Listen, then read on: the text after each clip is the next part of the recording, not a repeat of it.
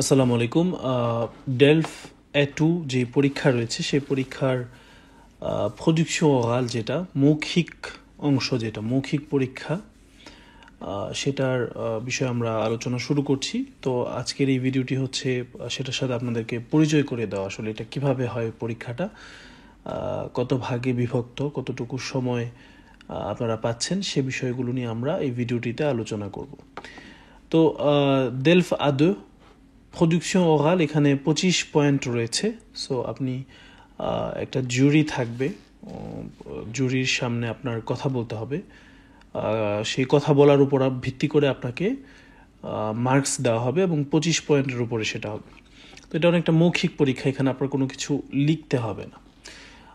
তো এটা ডেলফ পরীক্ষার দ্বিতীয় অংশ বলা যায়। দ্বিতীয় অংশ বলতে আমরা জানি যে প্রথম অংশটা হচ্ছে লিখিত, আর দ্বিতীয় অংশটুকু হচ্ছে মৌখিক পরীক্ষা আর কি, যেটা। তো সেই মৌখিক পরীক্ষাটা আপনারা দেখতে পাচ্ছেন তিনটি বড় ভাগে বিভক্ত। প্রথমে হচ্ছে একটি entretien dirigé।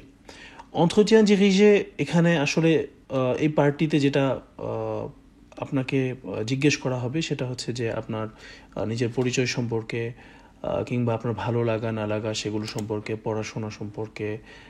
আপনি যদি তাদেরকে বলেন যে আমি বই পড়তে ভালোবাসি, তাহলে হয়তো আপনাকে জিজ্ঞেস করতে পারে যে আপনি সর্বশেষ কোন বইটি পড়েছেন এবং কি ভালো লেগেছে আপনার সেই বইটির।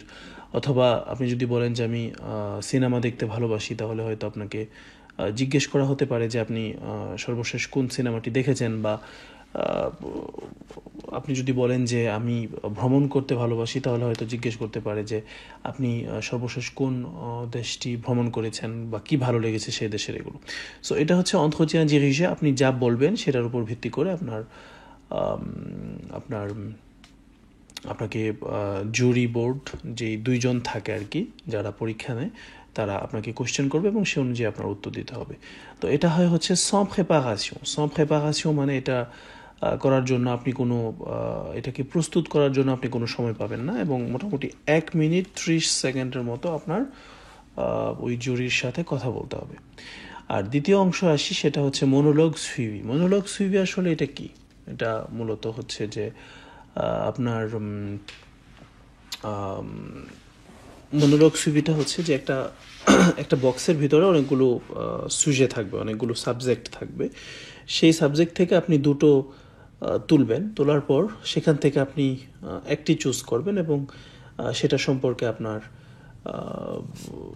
কথা বলতে হবে, এবং সেটা 2 মিনিট একটানা কথা বলতে হবে বিষয়টি সম্পর্কে।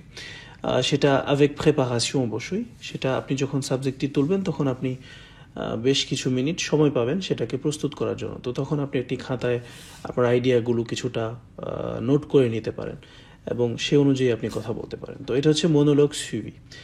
আর তৃতীয় যে অংশটা, সেটা হচ্ছে এক্সারসিস অন ইন্টারঅ্যাকশন। এক্সারসিস অন ইন্টারঅ্যাকশন মানে হচ্ছে যে একটি সাবজেক্টে দেওয়া হবে, আবারও একটি টপিকে দেওয়া হবে, সেই টপিক নিয়ে আপনার জুরির সাথে কথা বলতে হবে। জুরি সেখানে কিছু কোয়েশ্চেন করতে পারে। যেমন একটা ছোট উদাহরণ দিই, যেমন আপনি একটি জামা ক্রয় করেছেন, কিন্তু সেই জামাটি আসলে আপনার লাগছে না, তো আপনি সেটাকে পরিবর্তন করতে গিয়েছেন। তো তখন জুরি বোর্ডের কেউ বা যারা পরীক্ষা নেয় তাদের মধ্যে কেউ একজন বিক্রেতা সাজবে। আপনার তখন ক্রেতা হিসেবে তাকে কনভিন্স করতে হবে যে আমি এই জামাটি বদল করতে চাই। তো সেই অনুযায়ী কথাবার্তা বলতে হবে। সেটাও avec préparation, মানে আপনি কিছু সময় পাবেন সেটাকে প্রস্তুত করার জন্য, এবং এই অংশটুকু সাধারণত 3 থেকে 4 মিনিট সময় পর্যন্ত হয়ে থাকে। সো আমরা দেখতে পাচ্ছি যে ডেলফ A2 যেটা B1-এও একই রকমই, জাস্ট এখানে আমরা A2 নিয়ে আলোচনা করব।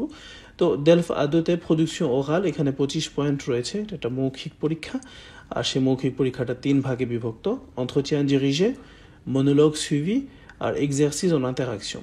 তো এখন আমরা প্রত্যেকটি বিষয় আলাদা আলাদা করে দেখব। আমরা entretien dirigé-তে কী ধরনের কোয়েশ্চেন আসতে পারে সেগুলোও দেখব।